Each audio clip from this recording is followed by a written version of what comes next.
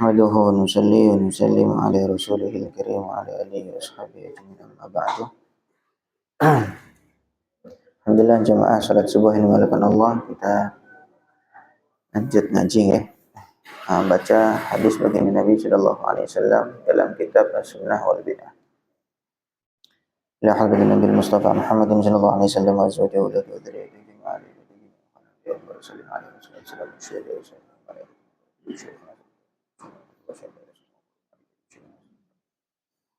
إلى مؤلف هذا الكتاب شيخ عبد محمد محفوظ محمد الحداد. الفاتحة. أعوذ بالله من الشيطان الرجيم. بسم الله الرحمن الرحيم. الحمد لله رب العالمين الرحمن الرحيم مالك يوم الدين. إياك نعبد وإياك نستعين اهدنا الصراط المستقيم صراط الذين أنعمت عليهم غير المغضوب عليهم ولا الضالين. بسم الله الرحمن الرحيم. الحديث الثاني حديث yang kedua. روى البخاري عن أبي جحيفة. Hadis ini diriwayatkan Imam Bukhari dari sahabat Abu Juhaifah. Qala Abu Juhaifah bercerita, akhan Nabiyyu sallallahu alaihi wasallam. Nabi mempersaudarakan baina Salman, antara Sayyidina Salman wa Abi Darda dan Abu Darda. Jadi dulu ketika ada peristiwa hijrah dari Mekah menuju ke Madinah, itu ada namanya mu'akhah. Mu'akhah itu ikatan persaudaraan sebab hijrah. Ya sebenarnya saudara muslim, tetapi zaman waktu itu saking eratnya mu'akhah antara muhajirin dan ansor, orang-orang yang hijrah, itu sampai saling mewarisi. Sebenarnya saudara angkat, ya, saudara seiman itu tidak berhak mewarisi. Maka nanti selepas itu ada ayat turun, wa ulul arhami ba'duhum awla bi ba'din fi kitabillah minal mu'minin wal muhajirin. Orang-orang kerabat itu lebih berhak untuk mendapatkan warisan daripada orang-orang muhajir, maksudnya yang ikatan persaudaraan sebab hijrah. Jadi waktu sahabat-sahabat hijrah dari Mekah menuju ke Madinah, itu kan mereka kosongan. Mereka ninggalin keluarga, ninggalin tempat kerja, segala macam, kosong. Karena menjaga agama. Sampai ke Madinah, maka orang-orang Madinah nyambut, dikasih tempat tinggal, kemudian dikasih pekerjaan dan seterusnya. Maka saking eratnya hubungan ini, dan juga supaya mempererat hubungan, maka Nabi mempersaudarakan. Akhon Nabiyyu baina Salman wa Abi Darda. Waktu itu cuman nunjuk, kamu saudaranya ini saudaranya ini, gitu. Jadi anggap seperti saudara. Nah saking eratnya itu sampai, dan itu berjalan beberapa tahun, dan itu sampai saling mewarisi, gitu. Jadi saking eratnya itu sampai saling mewarisi. Padahal saudara angkat atau anak angkat yang bukan hubungan kerabat secara nasab ya, itu tidak ada berhak dalam hal warisan. Tapi ini cerita dulu. Selepas itu dinasakh dengan ayat Al-Quran, wa ulul arhami ba'duhum awla bi ba'din fi kitabillah, ila akhir. Ringkas cerita, Nabi mempersaudarakan antara Sayyidina Salman dengan Abu Darda. Fazara Salman wa Abu Darda. Maka suatu ketika Sayyidina Salman mengunjungi Abu Darda. Fara'a Ummu Darda. Kemudian Salman melihat kondisi Ummu Darda atau istrinya Abu Darda. Mutabadzilatan, dalam kondisi kumuh, enggak terurus. Faqal, maka Salman bertanya, ma sya'nuki, kamu kenapa? Bagaimana kondisi kamu? Kok kelihatan kumuh, enggak terurus? Qalat, Ummu Darda menjawab, akhuka Abu Darda, saudaramu itu, si Abu Darda itu, laisa lahu hajatun fin nisa. Dia enggak punya hajat kepada wanita. Dia sudah enggak kepingin lihat istrinya cantik. Ya pokoknya dia sudah ini bahasanya, dia sudah saking ngejosnya dalam ibadah, sehingga dia enggak mau melirik bahkan istrinya sendiri. Kata si perempuan itu. Makanya saya nggak dandan, saya nggak ngurus diri sendiri karena saudara kamu itu si Abu Darda dia sudah nggak kepengen sama perempuan. Faja Abu Darda. Selepas itu datanglah Abu Darda. Jadi kondisinya Salman datang ke rumah Abu Darda. Abu Darda sedang tidak ada di situ. Kemudian datang Abu Darda, fasana'a lahu ta'aman. Kemudian Abu Darda menyiapkan makanan untuk Salman. Faqala, maka Abu Darda mengatakan, kul, silakan makan. Fa inni shaim, saya nggak ikut makan karena saya puasa. Dia nyiapin makan, kemudian tamunya si Sayyidina Salman disuruh makan, tapi saya nggak ikut makan, saya puasa. Qala Salman berkata, ma ana biakil, saya nggak akan makan hatta takula kecuali kamu ikut makan juga. Fa'akala, maka akhirnya Abu Darda pun ikut mengalah, dia ikut makan. Dia batali puasanya, puasa sunnah, kemudian dia ikut makan. Falamma kana al-lailu, ketika masuk waktu malam, dhahaba Abu Darda yaqum. Abu Darda pergi untuk mengerjakan sholat. Waktu malam, dia langsung segera pergi mengerjakan sholat malam. Faqala, maka Salman berkata, "Nam, tidur." Fanama, maka Abu Darda pun tidur. Nurut aja Abu Darda ini.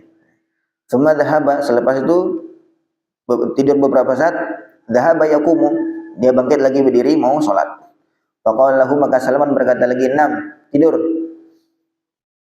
Maka tidur lagi. Falamma kana akhirul lail, ketika sudah sampai di akhir malam, faqala Salman berkata, "Qum al-an." Sekarang silakan bangun. Fasallaya jami'an, maka akhirnya mereka berdua, Sayyidina Salman dengan Abu Darda, salat bersama. Faqala lahu Salman, kemudian Salman berkata kepada Abu Darda, inna li rabbika 'alaika haqqan. Tuhan kamu itu ada hak yang wajib kamu tunaikan. Wa inna li nafsika 'alaika haqqan. Badan kamu, diri kamu sendiri juga ada hak yang harus kamu tunaikan. Wa li ahlika 'alaika haqqan, dan istri kamu atau keluarga kamu juga ada hak yang harus kamu tunaikan. Istri kamu juga punya hak, anak kamu juga punya hak, dan itu wajib kamu tunaikan. Ini ceritakan Abu Darda kan cuma peduli, pokoknya saya ibadah saja, saya puasa terus, saya sholat terus, kemudian nggak peduli dengan istrinya, nggak peduli dengan yang lain-lain, sekedar aja dia. Termasuk bahkan hormat kepada tamu saja, Sayyidina Salman, dia nyiapin makanan tapi nggak ikut makan, nah, saya puasa.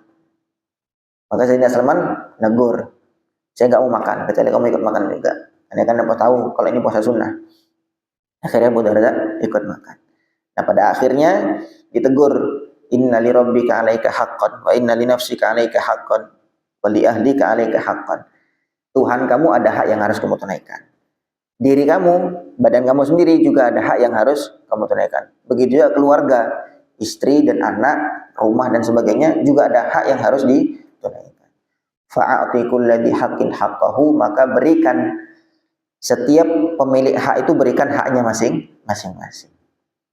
Fa'atan nabiyya, kemudian Abu Darda datang kepada Nabi, fadzakara lahu dzalik, maka dia cerita tentang hal itu kepada Nabi.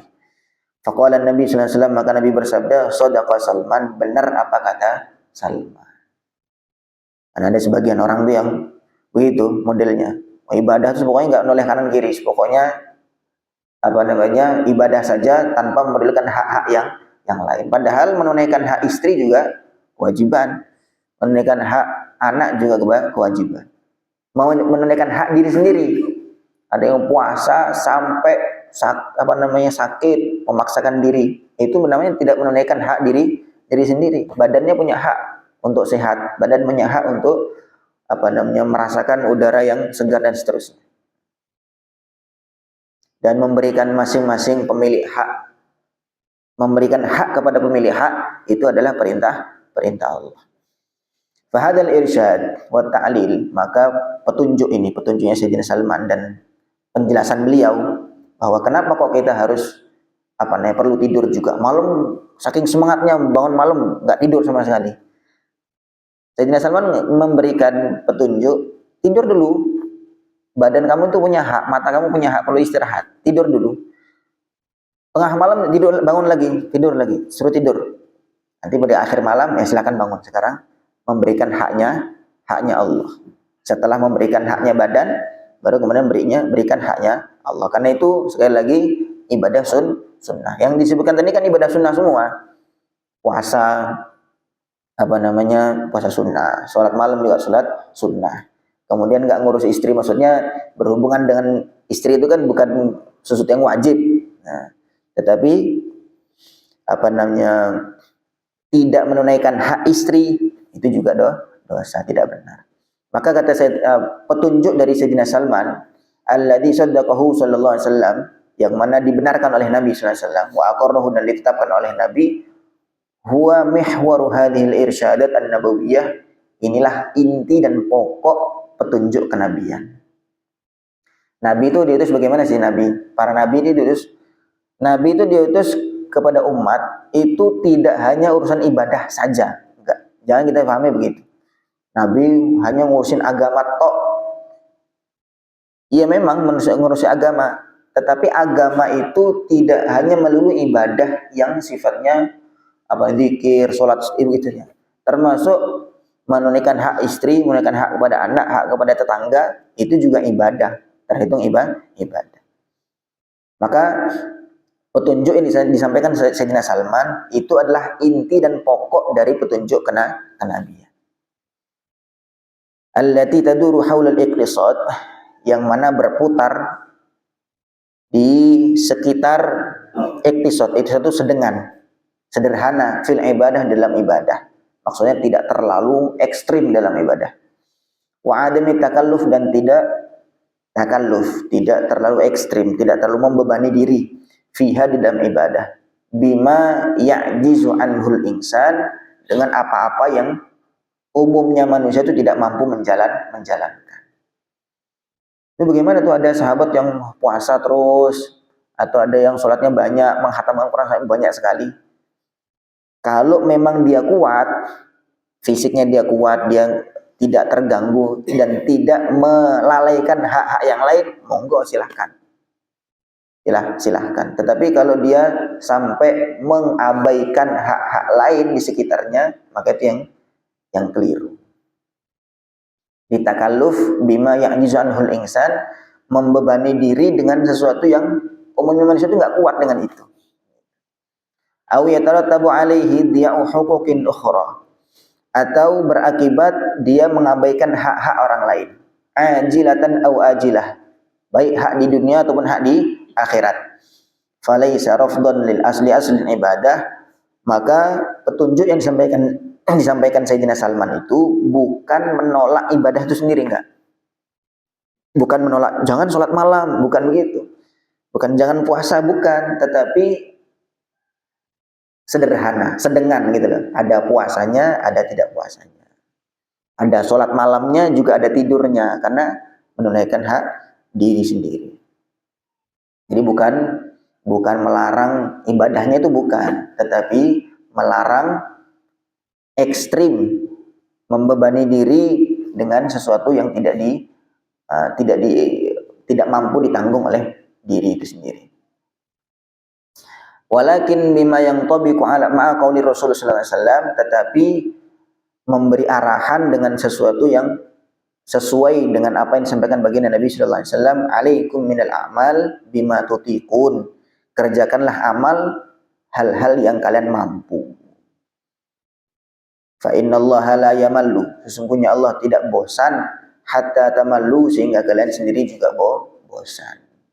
Kita kadang-kadang mengerjakan sesuatu amal semangatnya luar biasa, tetapi karena amalnya itu sendiri kita nggak mampu, lama-lama kita nggak kuat, terus tiba-tiba langsung mandek total, gitu.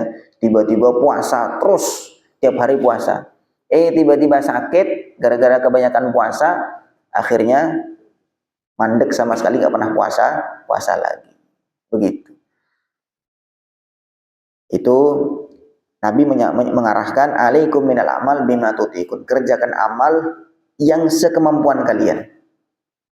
Fa innallaha la yamallu hatta tamallu, Allah tidak bosan kecuali setelah kalian bosan. Maksudnya ketika kita akhirnya berhenti dari amal itu, ya sudah, Allah juga berhenti memperhatikan kita.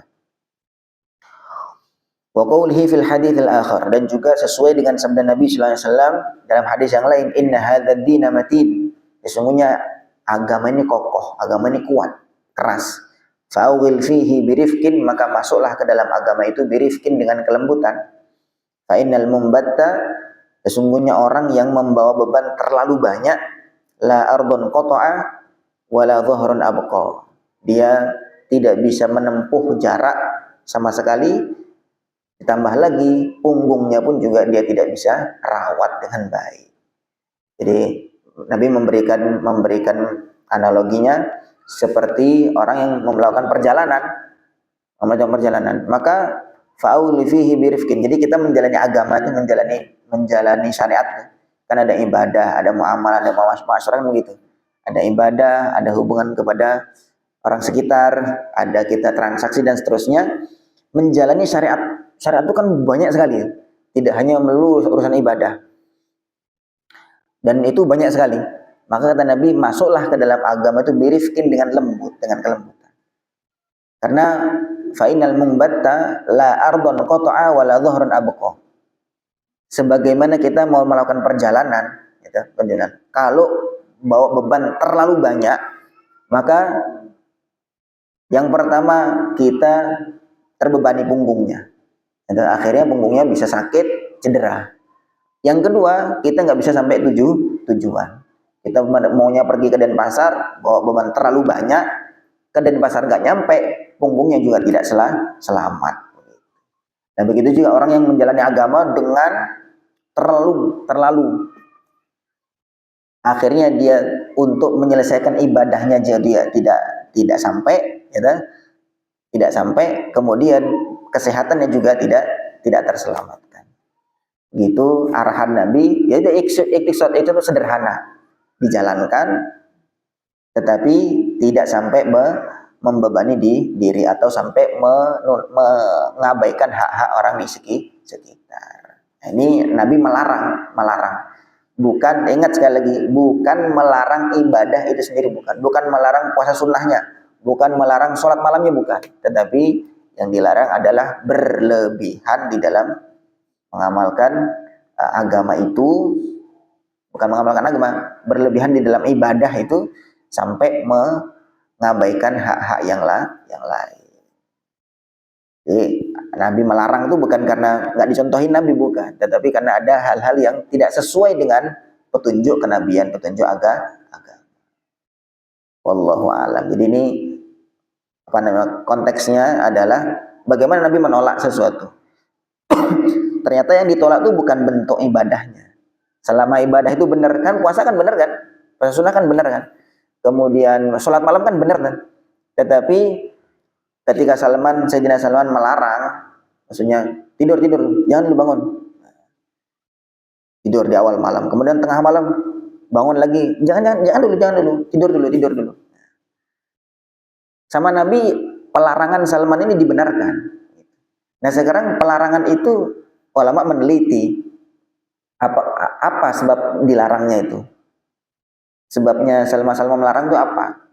Bukan karena sholat malam itu sesuatu yang tidak dicontohkan Nabi, bukan itu yang dilarang, tetapi berlebihan di dalam ibadah itu, sehingga menyebabkan dia tidak peduli kepada dirinya sendiri, tidak peduli kepada hak-hak orang di sekitarnya.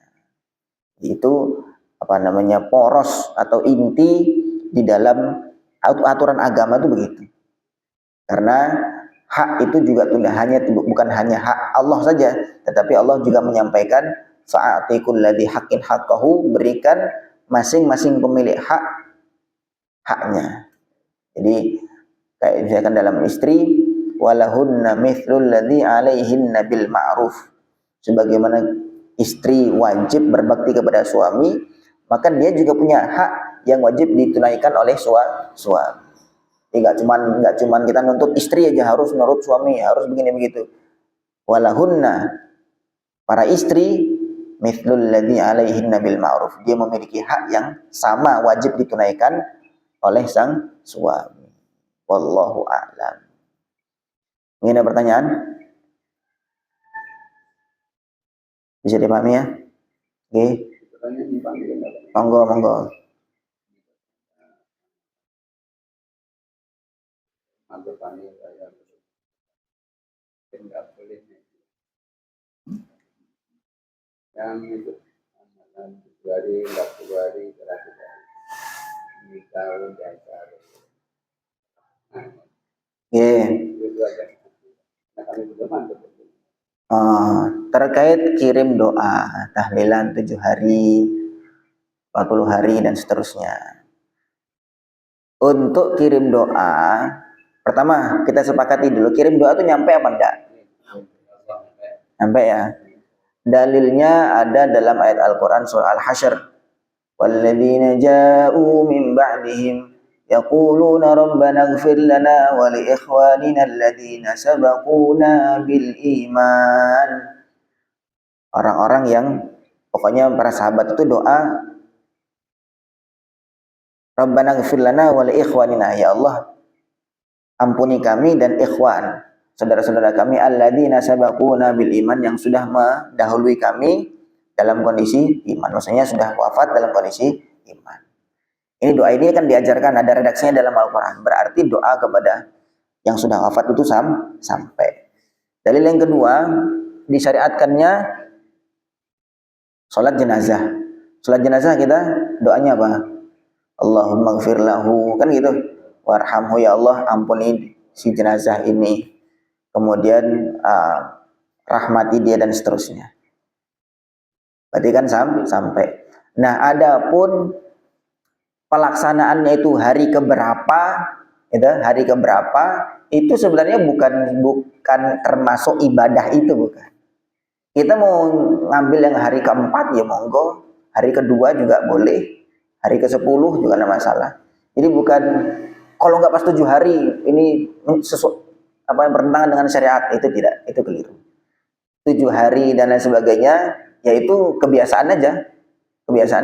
Itu sama sekali kita tidak memasukkan 7 hari 40 hari masuk ke dalam syariat, tidak. Jadi untuk memudahkan saja. Cuman kan istilahnya orang awam karena sudah berjalan bertahun-tahun, puluhan tahun, seakan-akan itu kalau enggak 7 hari enggak enak rasanya, kan gitu. Kalau enggak segini enggak enak rasanya. Padahal mendoakan tidak harus, kalau enggak pas 7 hari berarti enggak nyampe, bukan begitu. Cara memahaminya doa kepada jenazah itu sampai, kemudian itu sampai kapanpun, tidak terbatas waktu, malam, siang, sore. Kalau tahlilannya pagi gimana nih, biasanya malam nggak nyampe, enggak terbatas waktu itu. Hanya saja waktu-waktu itu, yaitu 7 hari 40 hari itu untuk mudah ngingetnya saja, mudah ngundangnya saja gitu. Itu untuk jumlah harinya itu tidak termasuk di dalam syariat, itu kebiasaan saja. Sempat dengar ini katanya 7 hari jenazahnya sedang begini, tidak ada itu. Roh itu di dalam kubur, roh itu di dalam kubur itu punya urusannya sendiri. Jadi memang ada beberapa riwayat demikian. Tetapi itu bukan bisa kita pegang, bukan bisa kita pegang dengan kuat. Wa yas'alunaka 'anir ruh qulir ruhu min amri rabbi. Para sahabat tanya tentang ruh. Maka jawabannya qulir ruhu min amri rabbi, ruh itu urusan Allah, urusan Rabb. Wa ma utitum minal ilmi illa qalila. Kalian tidak diberikan ilmu tentang ruh kecuali sedikit. Jadi ya sudah, pokoknya yang kita pegang doa kepada jenazah, kepada orang tua, kepada mbah, itu nyampe, ya sudah, itu saja. Jadi nanti kalau pas ruhnya enggak begini, enggak nyampe, mungkin enggak. Pokoknya sudah, kita doa nyampe, selesai.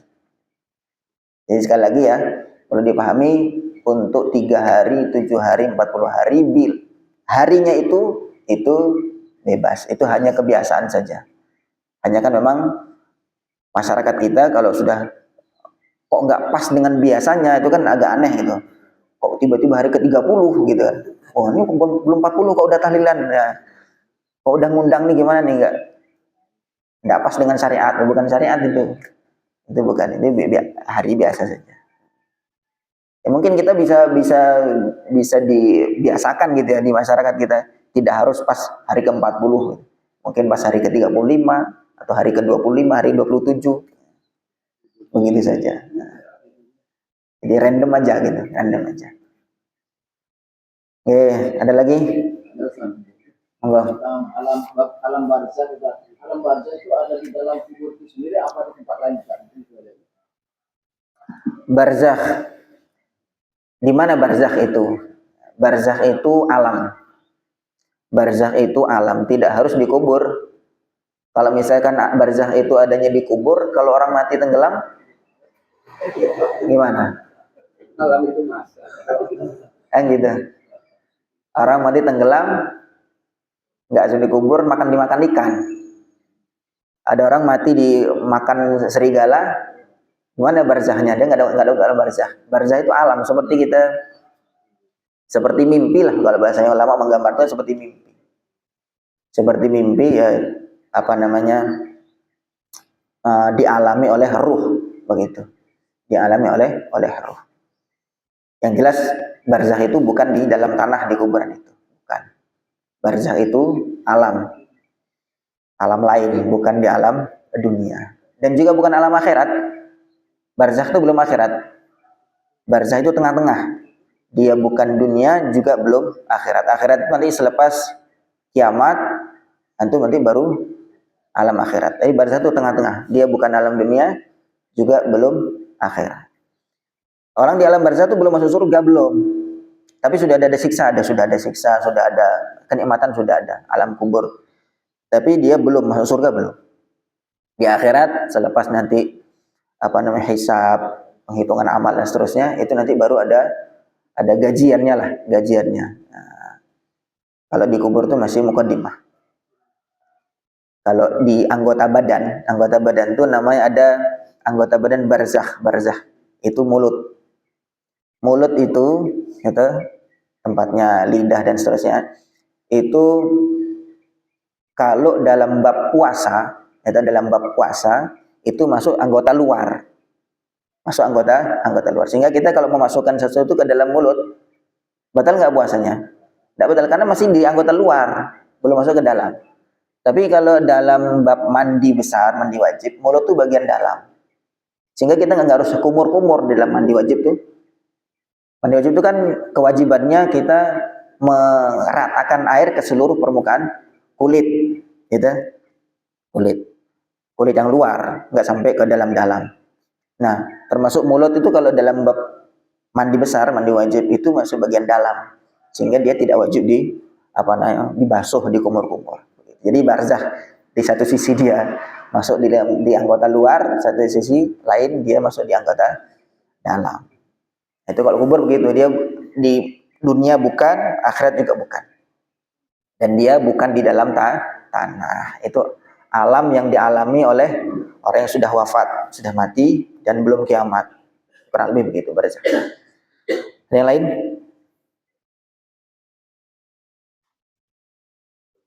Jadi pahami tadi ya. Jadi ingat, ini bukan sebagai pembenaran orang yang malas ibadah. Bukan, Nabi nggak boleh banyak-banyak, akhirnya kita malas-malasan. Bukan. Ini bukan pembenaran orang yang malas ibadah, bukan. Kalau orang punya kekuatan, orang punya kelebihan, dia punya kemampuan, silahkan. Nabi itu pernah ada orang sedekah. Nabi ngasih motivasi, ayo sedekah. Kemudian ada sahabat tiba-tiba datang kepada Nabi, ini saya sedekah emas. Kemudian dia bilang, saya sudah nggak punya harta lagi selain ini. Setelah ini saya kasih ya Nabi. Dan saya sudah sama sekali nggak punya harta. Maka Nabi marah. Kamu kalau sedekah kayak gitu nggak usah sedekah nih, ambil lagi sana. Maksudnya dia kan sedekah terus dia ngomel gitu loh. Dia ngomel, dia sedekah habis-habisan. Saya udah nggak punya harta lagi, saya sedekah habis-habisan. Maka Nabi melarang.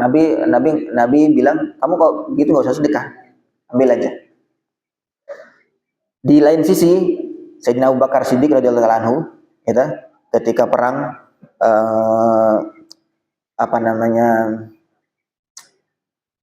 perang apa tuh Jaisul Usrah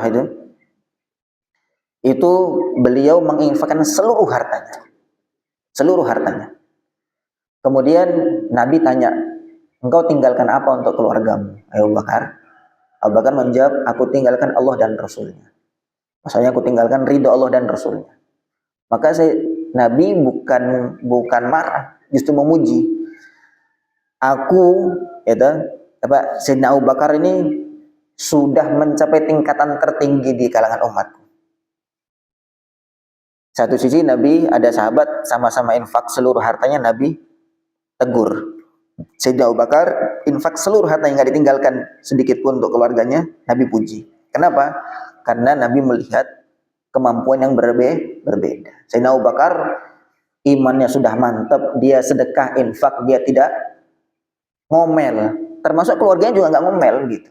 Istrinya, anaknya juga tidak ngomel. Sehingga diceritakan waktu itu bapaknya Abu Bakar, Abu Quhafah namanya, itu ngomel-ngomel sama anaknya. Bapak kamu itu ngomel sama anaknya, putrinya Sayyidina Abu Bakar.